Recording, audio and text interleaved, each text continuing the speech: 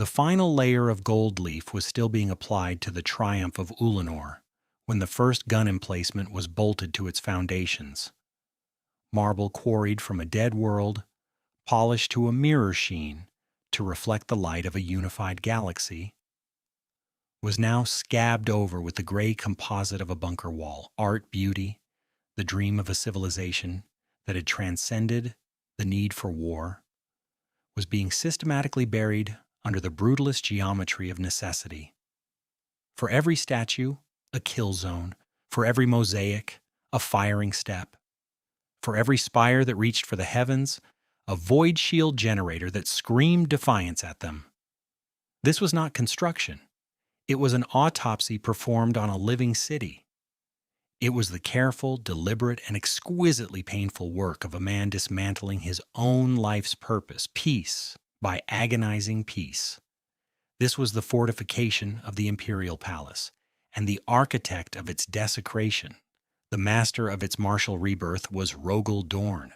To understand Dorn is to understand the wall, not as a barrier, but as a statement of intent.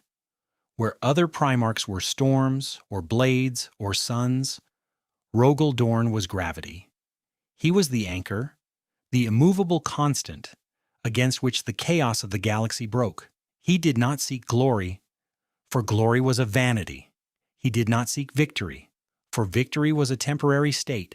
He sought permanence. He sought a foundation so deep, a structure so sound, that it would endure beyond the lifetime of stars. In the Great Crusade, he was the Emperor's builder. When a world was brought into compliance, it was Guilliman who organized its tithes, and Mortarion who purged its dissenters. But it was Dorn and his imperial fists who raised the citadels that would stand for 10,000 years. His legion was a reflection of his soul, disciplined, stoic. Masters of the Void War and the hard-fought siege, they were the last line, the ones who held when all others had broken. They did not build beautiful things. They built true things. And in the logic of the Imperium, truth and strength were one and the same. He was found on the ice world of Inwit, a place of endless winter and stark survival. The clans of the ice hives warred for resources under a sun that gave no warmth. Here a child did not learn poetry. He learned load-bearing capacities and the sheer strength of frozen rock. Dorn was not raised by a king or a philosopher. He was adopted by the patriarch of the Inwit cluster, a man named by his function, and Dorn learned that a name was a duty. He carved a kingdom from the ice, not through charisma, but through competence. He built the Phalanx, a star fortress of such scale and magnificence that it was a mobile world, a testament to a mind that saw the universe in terms of structure and defense. When the Emperor arrived, he did not find a rebellious son to be conquered or a lost child to be coddled. He found an equal. He found a man who had already, in miniature, begun the work of the Imperium. He gave Dorn command of the 7th Legion, and without a word of protest or a moment of hesitation, Dorn knelt, presented the phalanx to his father, and began his service. There was no questioning. There was no debate. The design was sound. The purpose was clear. It was logical. This was the core of Rogal Dorn. An almost terrifyingly literal mind, he was incapable of deceit because he could not see its utility. A lie was a structural flaw, an element that could not bear weight. To his brothers, this made him seem cold, humorless, even arrogant.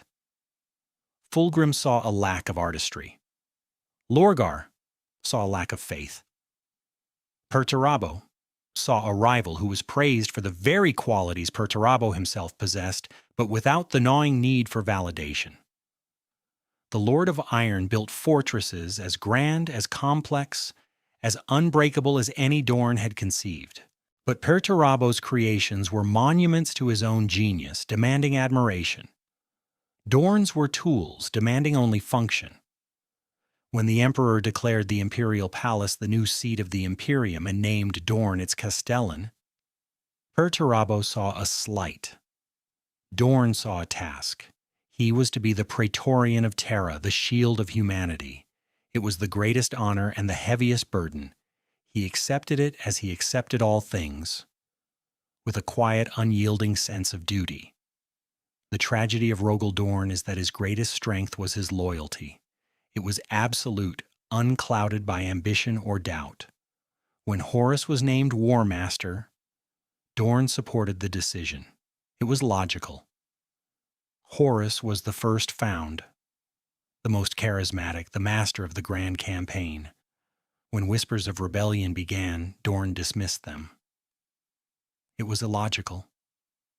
The crusade was nearing its zenith. The Emperor's design was almost complete. To turn against it would be to turn against reason itself. And then came the message from the Eisenstein, the flight of Garrow, the news of Istvan III, the names of the traitors, Horus, Angron, Mortarion, Fulgrim, his brothers.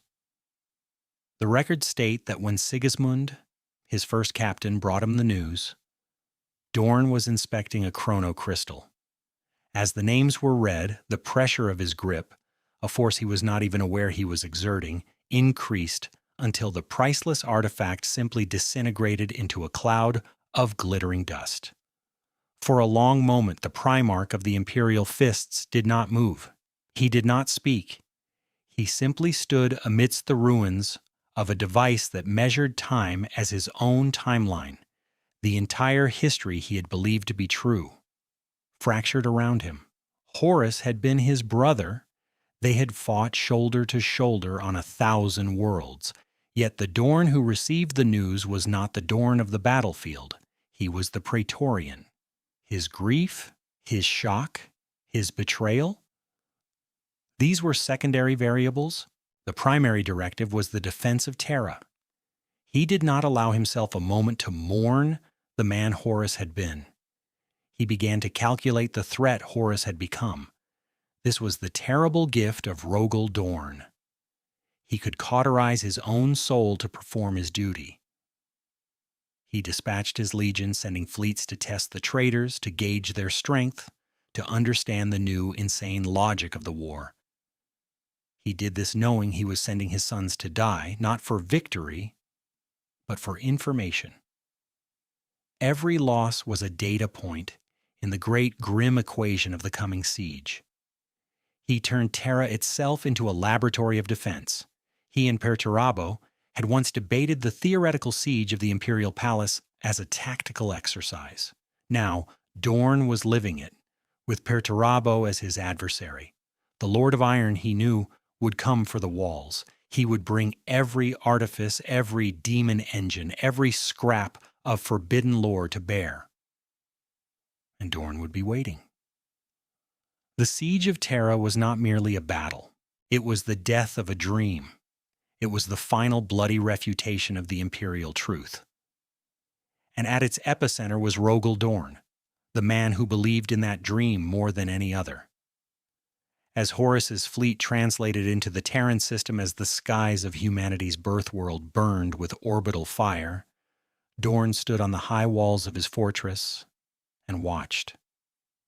He saw the work of centuries undone in minutes.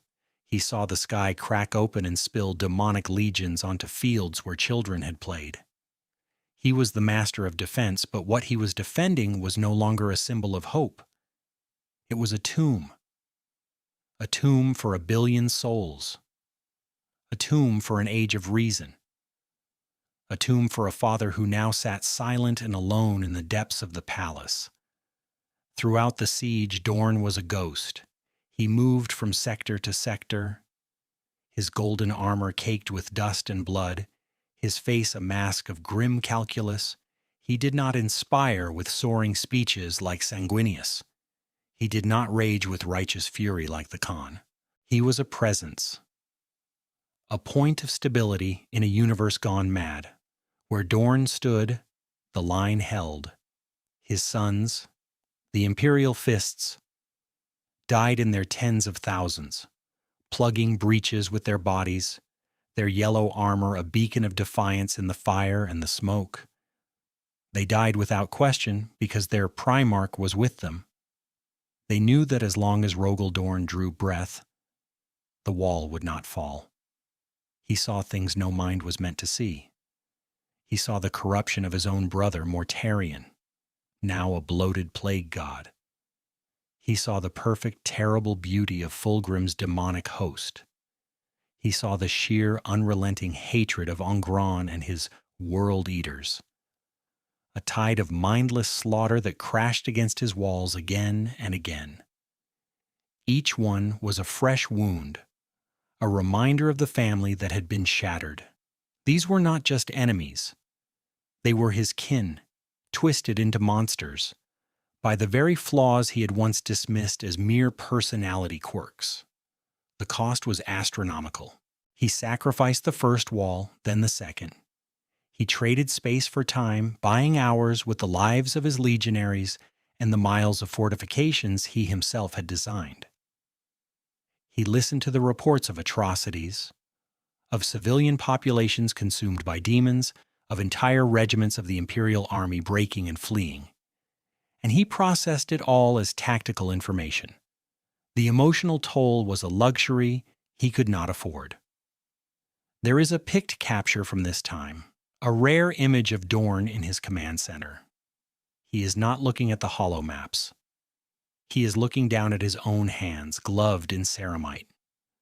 The expression on his face, barely visible beneath the grime, is not one of anger or fear, it is one of profound, soul-deep weariness. It is the look of a man who has been asked to bear an impossible weight and knows he cannot set it down. The crux of the siege, the moment the fate of the galaxy hung on a thread, came with the lowering of the Eternity Gate. Sanguinius, the angel, held the gate alone against a tide of horrors, his white wings stained red.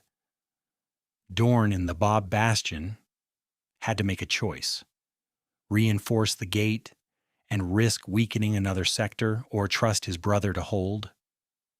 It was a problem of logistics, of risk assessment, but for a fleeting moment the Praetorian faltered.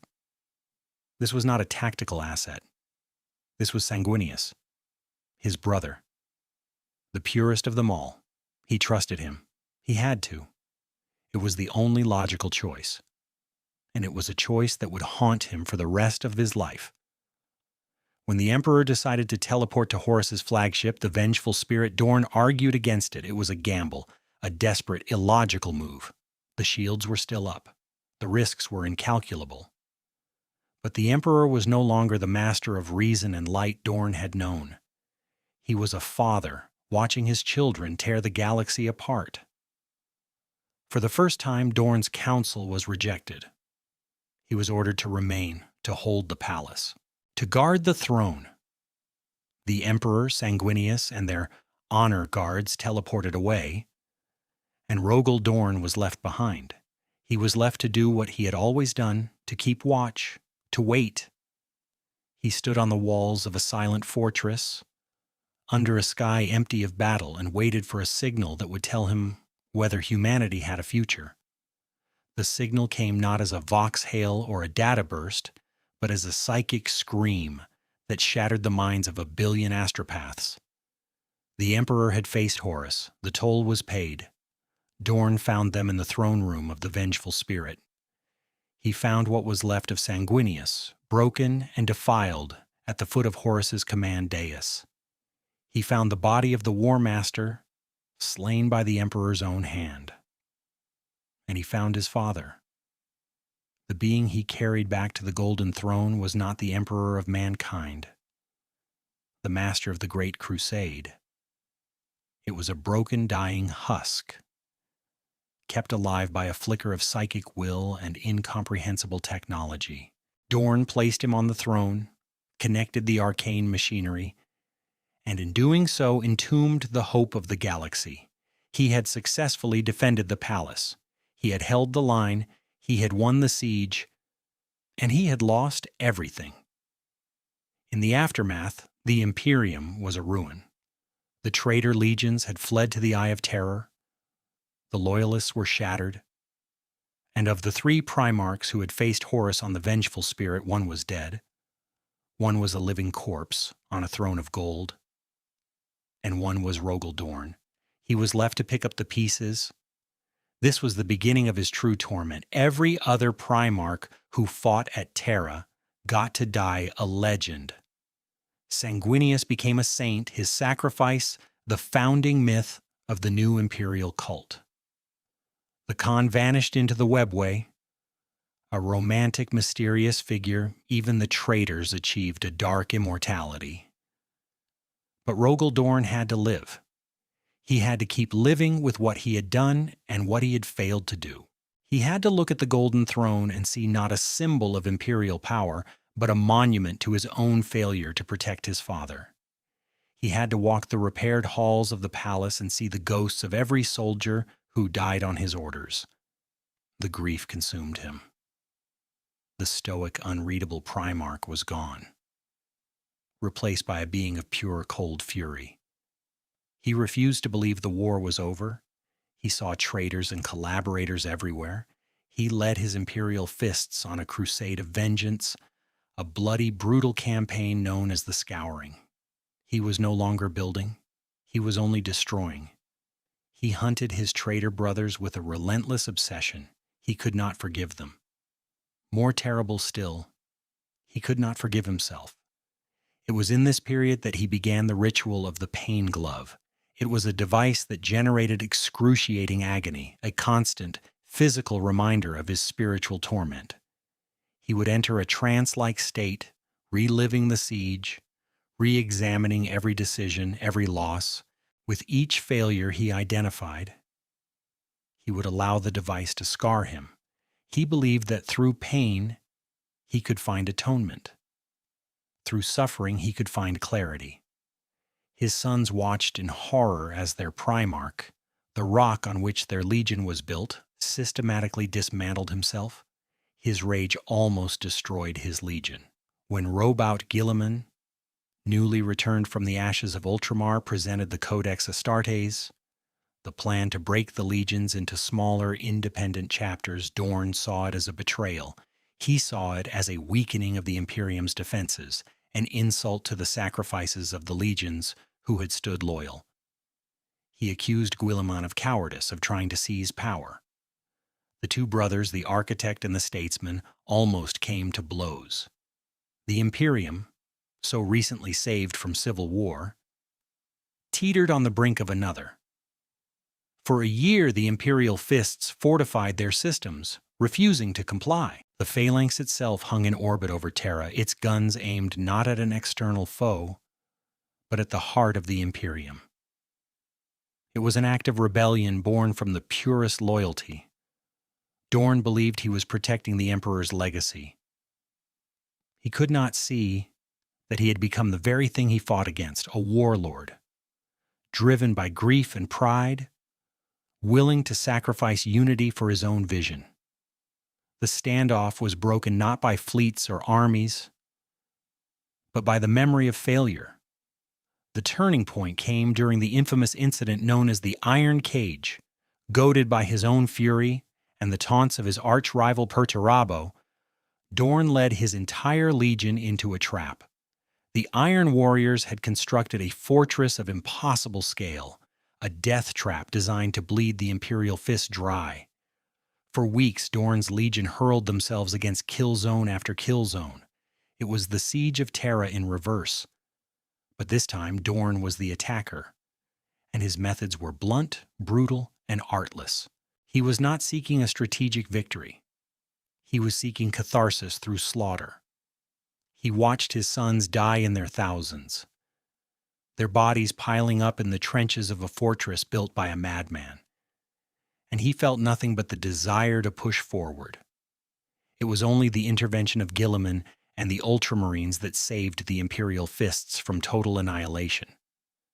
In the bloody aftermath of the Iron Cage, surrounded by the remnants of his legion, Rogal Dorn finally broke. He saw what his grief had made him. He had led his sons, his tools of defense, on a suicidal charge of personal vengeance. He had become Horus.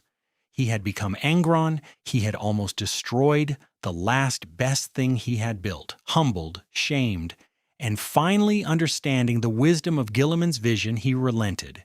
He returned to Terra, not as a defiant warlord, but as a penitent son. He accepted the Codex Astartes, he took his legion, the mighty Seventh, the defenders of Terra, and he broke it. He watched as his captains took their new chapters, the Black Templars under his beloved Sigismund, the Crimson Fists and others, and departed. Each departure was a fresh wound, a piece of himself being cut away. But he knew it was necessary. The Legion was too powerful a tool to be trusted to one man, especially a man as broken as he was. The Praetorian of Terra had to learn a new kind of defense against himself. He entered the Pain Glove one last time, but this time it was not to find fault or to fuel his rage, it was to find peace. He meditated on the lessons of the war, on the nature of his duty. He emerged changed. The fire of his grief had not been extinguished, but it had been banked, channeled. He was no longer a being of pure reaction. He was once again the master builder, but now the structure he was building was the future of the Imperium. He oversaw the creation of the Last Wall Protocol, a contingency that would reunite the successor chapters of his Legion in a time of ultimate crisis. He became a figure of quiet strength, a living link to the Age of Heroes, and a constant, grim reminder of its cost. He was the Primarch who stayed. While Guilliman rebuilt the Imperium's bureaucracy and the Khan chased shadows in the webway, Dorn remained on Terra, a silent sentinel. He was the Emperor's Praetorian, and even with the Emperor interred, the duty remained. His end, when it came, was not on a throne or in a glorious duel. It came, as it had to, in the heat of battle. During the First Black Crusade, Abaddon the Despoiler, Horus's heir, led an attack on the Imperium. Dorn, aboard the Phalanx, led the counterattack. He learned of a Chaos fleet led by the Despoiler himself, massing in the Peloponnese system. The records are fragmented, contradictory. Some say he was overconfident. Some say he was weary. Others say he saw a final chance to atone for his survival. Without waiting for reinforcements, Rogal Dorn led a boarding action against the Chaos flagship, a vessel named, with grim irony, the Sword of Sacrilege. He and his finest warriors teleported onto the bridge into the heart of the enemy fleet. What happened next is the stuff of legend. The Imperial Fists who remained on the Phalanx could only listen to the Vox transmissions. They heard the sounds of bolter fire, the clash of swords, the defiant war cries of their Primarch. They heard him call out the names of his traitor brothers as he cut down their champions. And then they heard silence. For centuries, Rogal Dorn was believed dead, lost in his final defiant charge. The Imperial Fists became a legion of mourners, their new fortress monastery on Terra, built around the plinth, where their Primarch's statue should have stood. But the story does not end there. Centuries later, an Imperial fleet reclaimed the long-lost Sword of Sacrilege. They found it adrift, a ghost ship. Its crew was dead to a man, slaughtered by a small band of warriors in golden armor. And on the bridge, they found it. The skeletal hand of a Primarch, clutching a bolter. Engraved on the bone of each finger were the names of his fallen sons, the battles he had lost, the failures he could never forget. The hand of Dorn was returned to the Phalanx. It was placed in a stasis field, and it remains there to this day, the most sacred relic of the Imperial Fists and their successors. It is not an object of worship. It is a reminder. It is a testament to the fact that Rogal Dorn's vigil never ended. He is not a dead hero to be mourned. He is a presence, an eternal standard of duty. The Black Templars believe he will return at the end of days to lead them on one final crusade. The Crimson Fists see his hand as a symbol of sacrifice, But the imperial fists, the sons who bear his name and his colors, know the truth.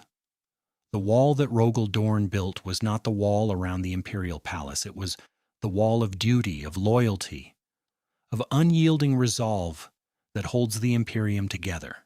And that wall still stands. It stands because he built it to last forever. He built it from the bedrock of his own soul and paid for it with his own peace. Sanguinius died to prove that humanity was worth saving. Rogal Dorn lived to ensure that it was.